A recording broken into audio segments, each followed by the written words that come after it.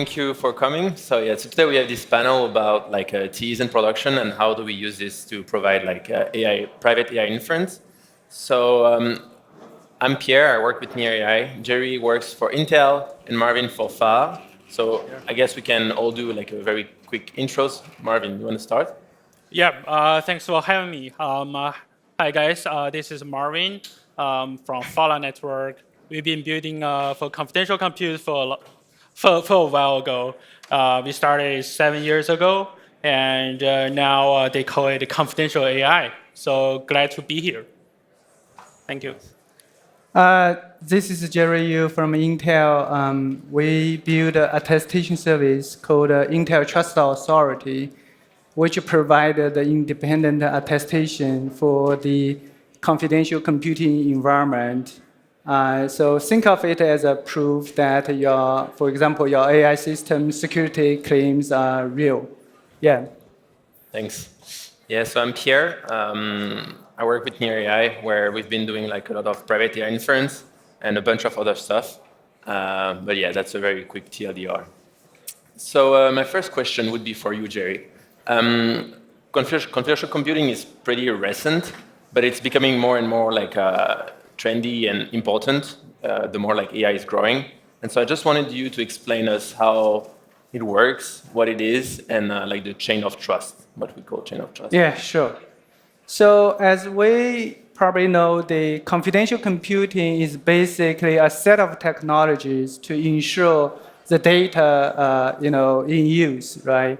So the most essential one is really the hardware enforced in-memory encryption of the whole runtime, right?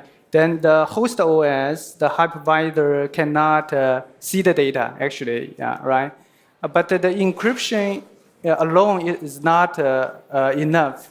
So we must establish the trust in the components running in the confidential computing environment, right? So for example, I needed to know what firmware was using to load the OS, the bootloader, what bootloader was used to load the OS. And ultimately, what exact workload is running in the environment. So the solution to this is to build a chain of measurement, right? Every piece running in the environment, we call it, chain of trust. So the chain of trust begins with some root of trust, which is usually built into the hardware, like some private key, from the chip manufacturer, which can be used to sign the chain of measurement, which will be verified later by anyone, right, third party. So the public key for that party is usually open. Then, anyone can use that to verify the whole chain of the measurement. That's the kind of the basic idea. So, for example, when the system is started, the firmware will measure the workload before hand over the control to the bootload. Then the bootload will measure the OS. The same thing. Finally, the workload will be measured as well. One important thing is, all those measurements are anchored to the hardware, based tamper-proof extend-only registers. Extend-only means, those hardware registers cannot be returned directly to, right?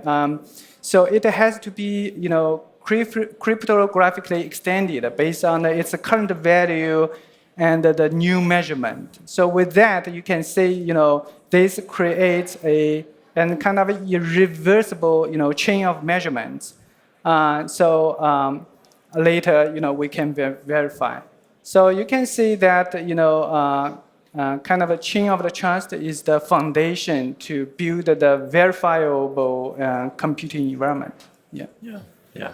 Thanks. So, like as we know, like these big cloud providers, such as like Google, AWS, and Azure, and many others, so they've been running in this very, very like already safe and secure environments, kind of. But like more and more, they're going towards TEs. So what we're talking about today. So even these companies, these cloud providers, they need some form to actually for the users, for external parties to actually verify what's happening inside their clouds. And so I know Intel has been working on this ITA like service, which basically allows anyone to verify and like verify these signatures coming out of this like secure enclaves. So I'm curious if you can just explain us why this is needed, like why ITA exists and why like GCP and AWS relies on this. Why don't they just sign everything themselves and just return this back to the users? Why do you need like a... Right, I think that's a good question. So you're right. All the major cloud provider, they all have great secure technologies for sure. They also have well-defined trust model of their confidential computing offerings. Right? They even provide their own attestation service, like Google Cloud. They have a Google Cloud attestation service.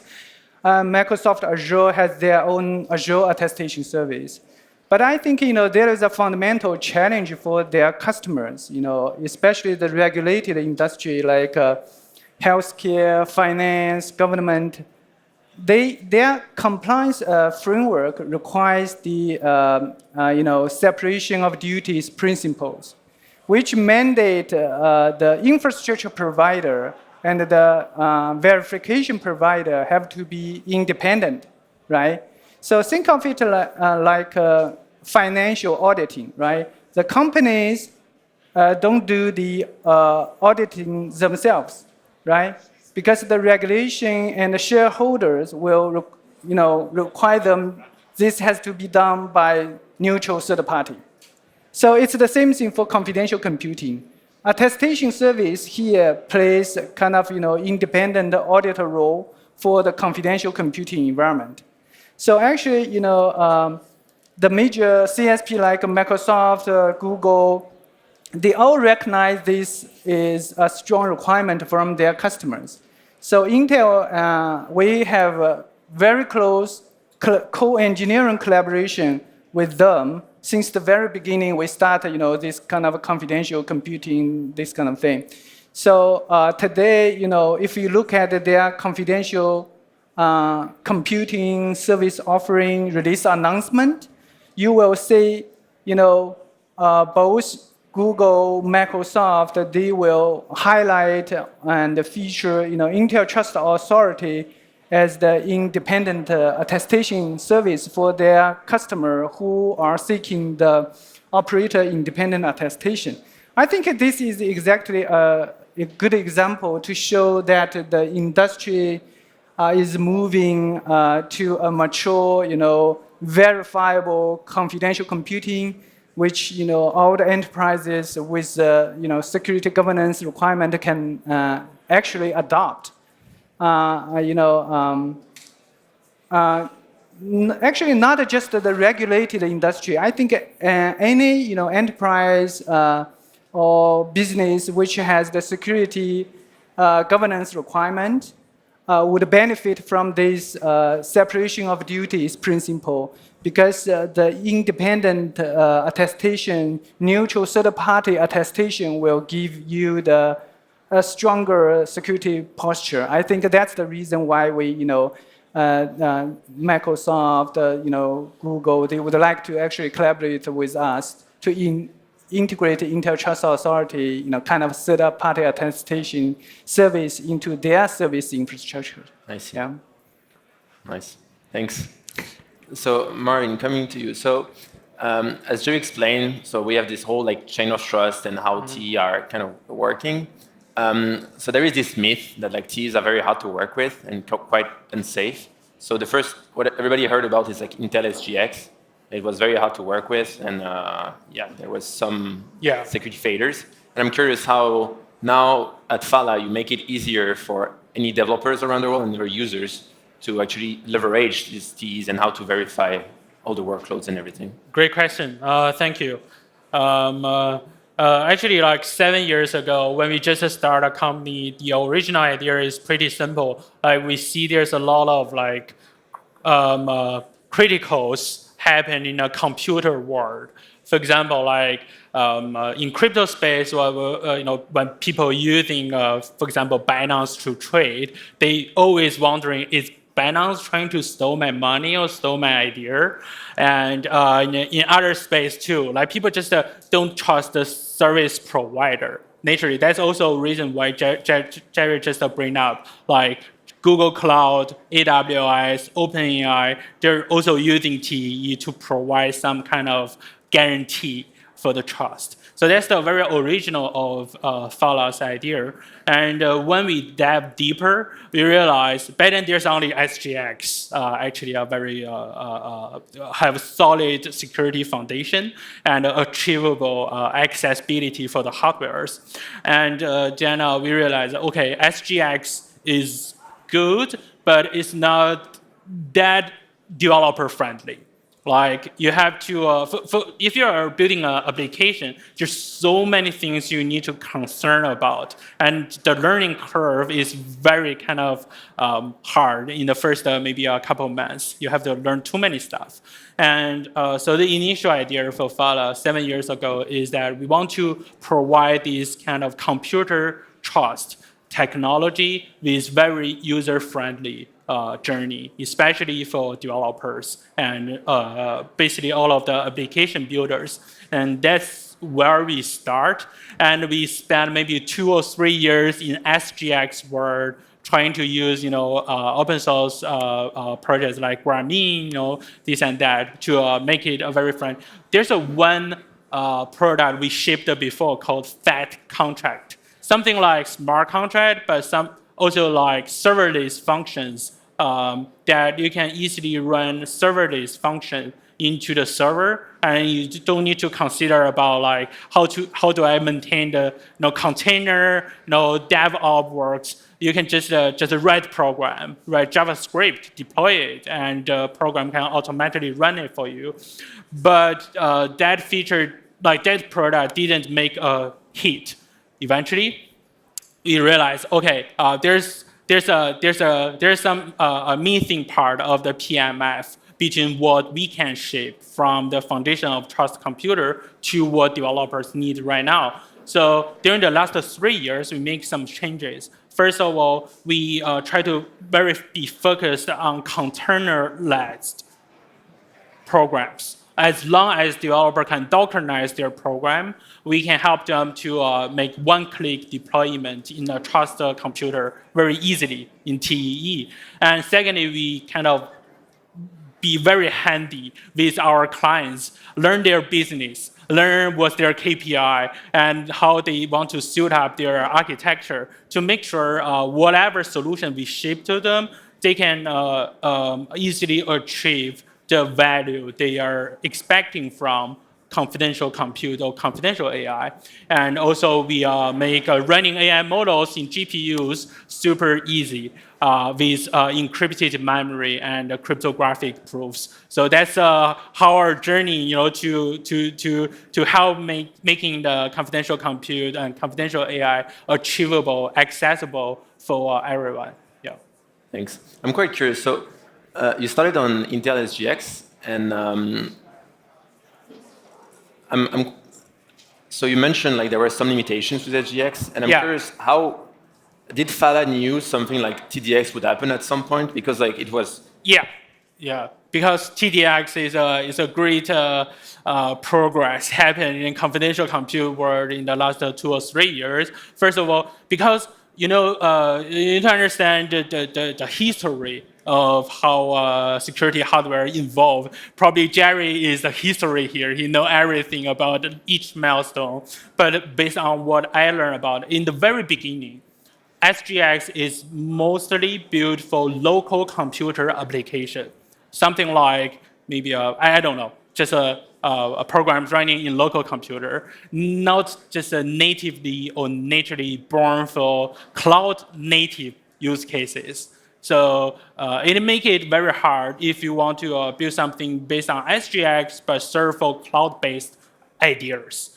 But then TDX came out. TDX is pretty good for cloud-native applications. So it's very kind of friendly for Dockerized virtual machines and even Kubernetes. So I guess that's the big difference. Yeah. And Jerry, so this migration from SGX, which is like very as Marvin said, it's like mostly local stuff, and like you have your process that might use some things from SGX to move all the way to like TDX, which now allows us to run these full Docker containers. So these VLLMs, these big AI models in there. Like, was it something that happened naturally at Intel that you guys like foreseen that it would be possible to run like these big workloads inside TEs? Or I'm just curious if you have the answer, like what the story, the history of from SGX to TDX. Like, was it something natural or? Yeah, I think what Marvin just mentioned. It's really about how easy we can adopt the confidential computing, right? So for SGX technology, the workload has to be technology aware, which means the workload needs to be somehow to customize to leverage this particular technology. But for TDX, you workload, you don't need to do anything, right? So you just run as is because the whole environment is running in TDX hardware enforced trusted domain. So workload itself is not necessary to do any change. I think that's the point. Yeah, the lower the bar to adopt a confidential computing, right? Yeah. And do you still see like SGX being used by customers, or now everybody is using TDX? Like, I think it's for a different purpose. If you want, SGX is still active, right? If you want to have a small, trusted computing base, it's still the greater technology to use, right? Makes sense. Okay. Yeah, so to come back more on the AI side of things, so now NVIDIA recently released, I think it's like 2 or 3 years ago, I'm not sure. Yeah. Their NVIDIA confidential computing like implementation, which basically does the same as Intel wanted to do, the same, putting very high level. So Intel did like all this TE stuff on the CPU side for years and years. And now NVIDIA wanted to do the same for their GPUs, so the two can work in a fully like, confidential manner. Yeah, and so NVIDIA released this 2 or 3 years ago. And so I know Intel ITA, the service you're working on, allows you like users or developers to verify attestations. So these signatures coming out of like both the CPU side and the GPU side. Can you tell us a little bit about how this works? Like, is there like any specificities of NVIDIA's CC implementation compared to? Right. You're actually just describing the whole computing environment. It's not just a CPU. We also have a GPU, right? So when you need to establish the trust of a confidential computing environment, you need to make sure the CPU T is genuine, like Intel platform, right? You also need to guarantee that the GPU is a GPU supporting confidential computing or private computing, right? So that's exactly the concept of composite attestation. So basically, in the attestation request, you need to provide both the evidence for the CPU T and also the evidence for the GPU. You also somehow need to provide the evidence that they are bound to each other.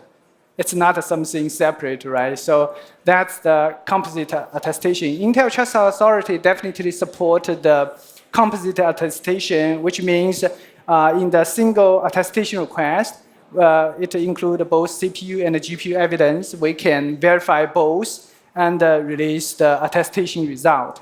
At this point, I would like to mention that we are actually closely collaborating with NVIDIA, Microsoft, to define the standardized attestation result profile together.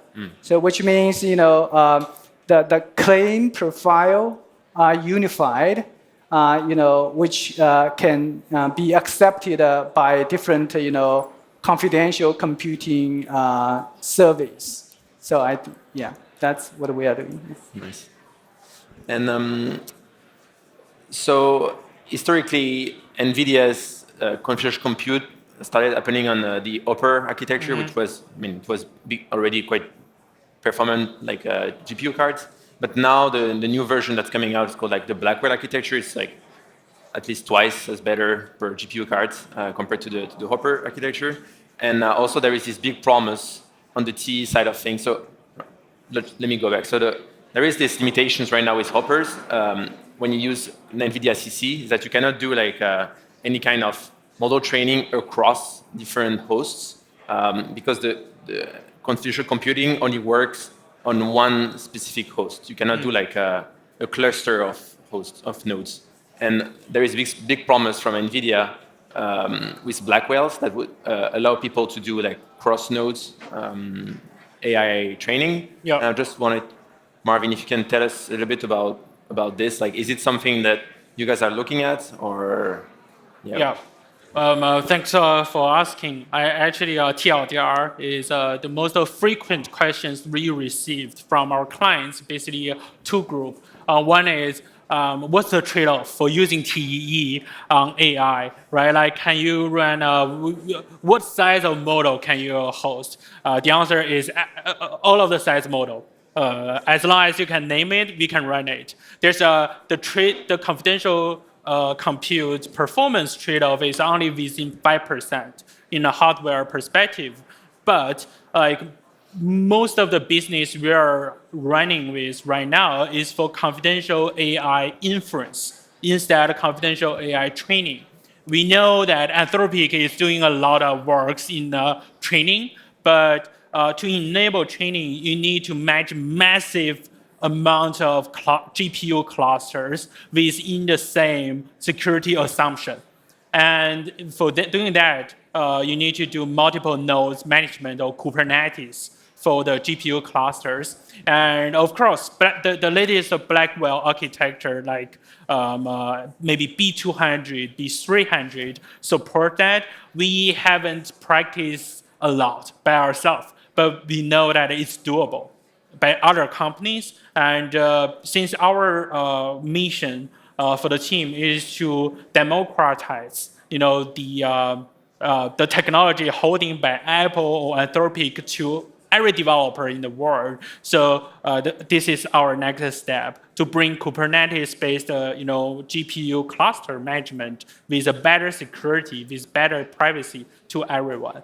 Yeah, and yeah, it's totally doable. Nice.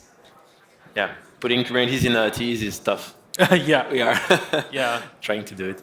And I mean, this is quite a very technical question. But can you tell us if you know, like, what are the change in the trust boundaries when you go from this Hopper technology, which is like you have encryption within one node, when you go to like this whole, like when you have a cluster of Blackwells? Do you know if NVIDIA is taking any like security changes, or it's not public? I'm not sure. Huh? I think Jerry can share some, but based on our team's research and acknowledge, I think the trust assumption is very similar. Because as Jerry mentioned, you don't just verify the secure GPUs, you also need the CPUs. The difference between, let's say, a Kubernetes mapping to a single node is only based on how many machines you are verifying. And are they physically right in the same location, or they're just across clusters? So it quite depends on the situation. Yeah, I see. But the trust assumption didn't change too much based on our understanding. Yeah. Thanks. Okay. Thank you, guys. Thanks. Thank you. For the time. Yeah. Great. Thank you.